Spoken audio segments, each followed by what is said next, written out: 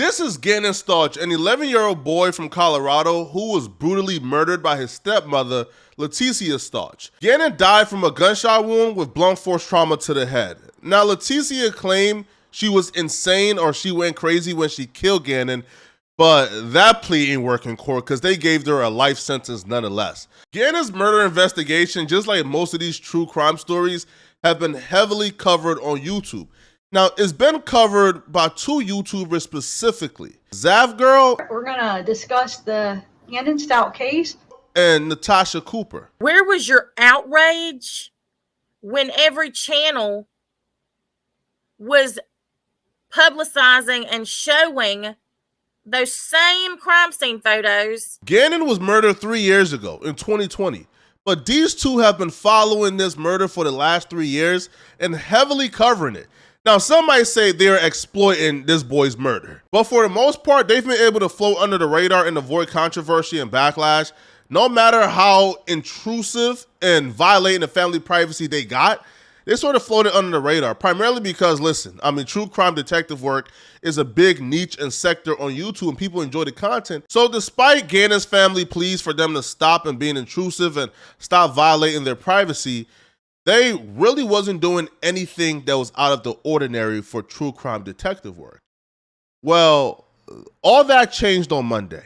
On Monday, Zav Girl did a live stream where she would announce to her audience that her and Natasha Cooper have retrieved through a FOI request Gannon's autopsy, where they were in possession of Gannon's dead body. It already being odd and bizarre that she'll be going this far to try to see that 11-year-old's autopsy and dead body after the trial is over. That's odd. But what she says afterwards will really set off the alarms in everybody's head. See, not only did she have access to the pictures, but she says she'll be willing to display the pictures. However, she'll be putting it behind a paywall, and she was asking her audience to pay $3 to join her Patreon to see Gannon's dead body. Like I said, it's not going to be on YouTube because I'm too afraid that it's against policy. And I was tempted to try to contact one of the YouTube people that works there and ask them, if it's for educational purposes, would I be allowed? But I know they won't give me a straight answer because they're just so vague. I've asked them other things, and what they'll do is this is probably how they'll answer. Here's a link to the policy guidelines, and they'll send me a link to the freaking YouTube policy guidelines that I've read a million times that doesn't tell you anything. So no, I bet you're just going to be a waste of time. So yeah, I'm not going to take a chance, but yeah, so just go ahead and it's Patreon. I think it's $3 for the lowest tier. You can just cancel after, you can just do it 1 month and be done, you know? Much of her audience couldn't believe what they were hearing. Does Zav Girl really just say that she was going to put an 11-year-old's dead body on Patreon beyond a paywall without the 11-year-old's family consent so she could profit and monetize off it herself? Is that what she was really saying?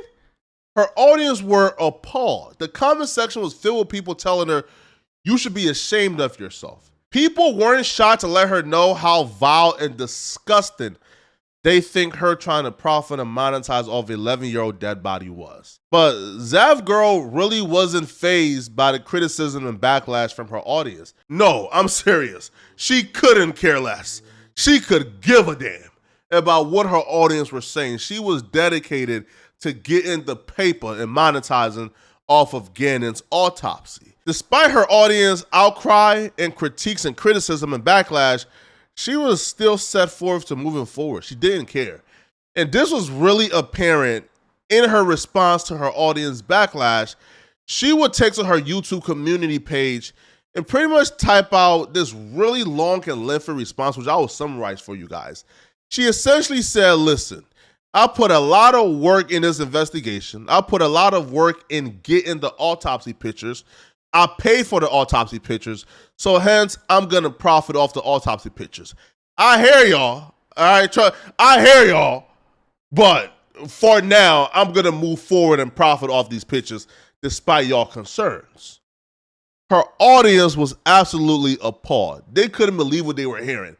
That despite them supporting her for all these years and holding it down for her and putting money in her pockets by watching her video, that she was going to snub her nose at them for a measly $3 of Patreon money. Zav Girl will soon find out that that was a really big mistake. You see, she underestimated her own audience and were unaware of her audience's reach. She sort of assumed and estimated that she would get backlash from her little community, and then when she drops her next video, the backlash will all go away. People would forgive her and forget how she tried to profit off of an 11-year-old's autopsy. But her audience didn't just let things die out and go away so easily. See, her audience made such a stink about this that the national news picked it up.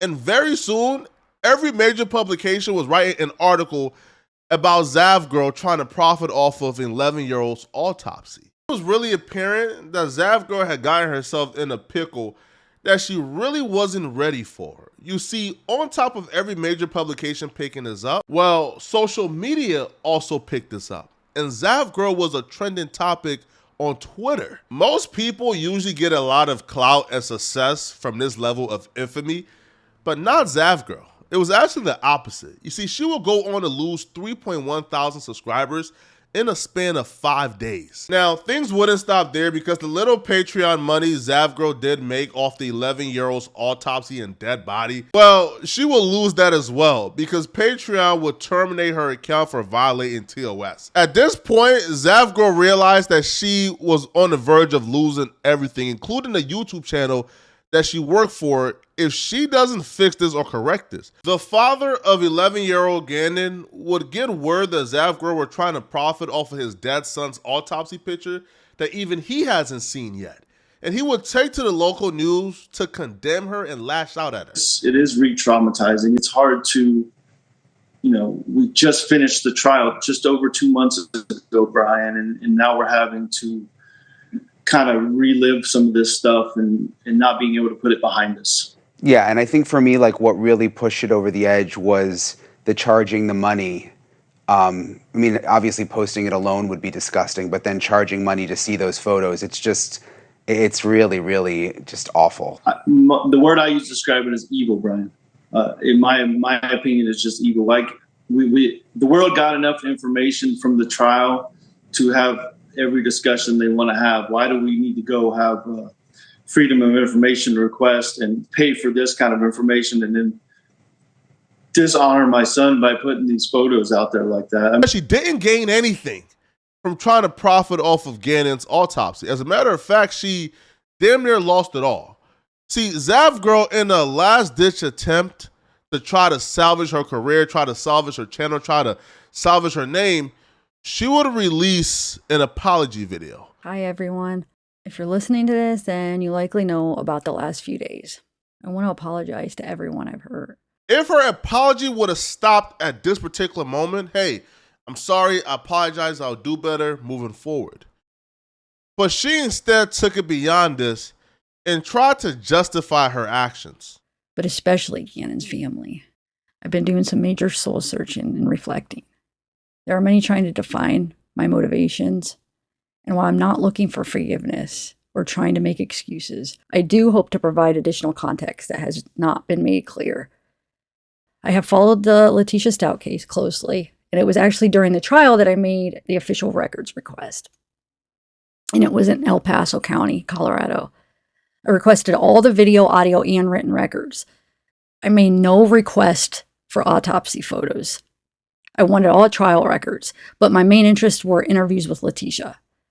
The autopsy photos just happened to be in the files. She does this weird thing where she tries to, I guess, minimize how evil she really is by saying, hey, listen, I didn't request the autopsy pictures. They just gave it to me. So if you didn't request it and you had no use for it, then why then turn around and take the autopsy picture and put it behind an 8-wall and try to sell it for $3? That's disgusting.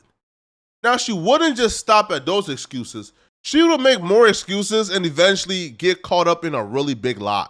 I chose to put the video on Patreon because of the sensitive nature of the evidence. Putting the evidence behind a paywall meant added security, and I naively thought they wouldn't be made public. The video I created with a voice from the coroner wasn't meant to be shared outside of Patreon, and I chose not to put the photos on YouTube, a public forum, where the views would have allowed me to make more money, and the photos would be seen by more people. She tries to be manipulative and just outright lies. So she tries to say that She put the autopsy pictures on Patreon and not YouTube because she wanted it to be really secure and she didn't want for just anybody to see it. And if she would have put it on YouTube, she would have made a whole lot more money, but she didn't do that because she wanted it to be on Patreon behind a security wall. Now, if you guys remember a video we played of hers earlier in this video where she explains exactly why she put it on Patreon instead of YouTube, then you would quickly figure out that she was being manipulative and that she was just outright lying. Autopsy and stuff. Like I said, it's not going to be on YouTube because I'm too afraid that it's against policy. And I was tempted to like try to contact one of the YouTube people that works there and ask them, it's like, if it's for educational purposes, would I be allowed? But I know they won't give me a straight answer because they're just so vague. I've asked them other things, and what they'll do is this is probably how they'll answer.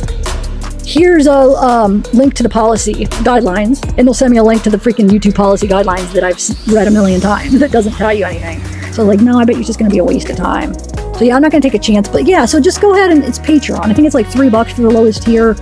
You can just cancel after, you can just do it 1 month and be done, you know? I chose not to put the photos on YouTube, a public forum, where the views would have allowed me to make more money and the photos would be seen by more people, pictures, autopsy and stuff. Like I said, it's not going to be on YouTube because I'm too afraid that it's against policy. And she didn't put it on YouTube, not because she didn't want to monetize off it, because she thought she couldn't, because she thought it was against TOS because it was just too graphic.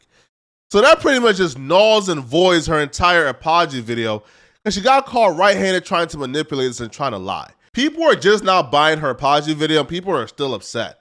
So the apology video is actually making things worse opposed to better. It's unclear where Zav Girl's YouTube career will go from here, but it's not looking promising, like at all. Now, Zav Girl's co-conspirator, Natasha Cooper, who also sold Gannon's autopsy pictures on her Patreon. Now, she's relatively unknown, so Zav Girl is taking a bulk of the backlash while she's skating under the radar. Anyone with a common sense would probably remove all traces of Gannon from off their page and sort of move on, learning from Zav Girl's mistake. But she's actually doubling down. She took to her community page to say that not only do she have the right to sell and monetize off of Gannon's autopsies and dead body, including some nudes of Gannon as well, but she's also going to go live again and re-showcase the pictures. And she also stated that she only made about $18 from off the pictures alone, and she's not monetizing off it crazy, and she will donate the money to charity. It's absurd why anybody would choose to die on this particular hill when they're obviously in the wrong. But let me know in the comment section, where do you think Zav Girl and Natasha Cooper's career is going to go from here? It's your boy, Poetic Flacco. Like the video, sub to the channel, comment for the algorithm.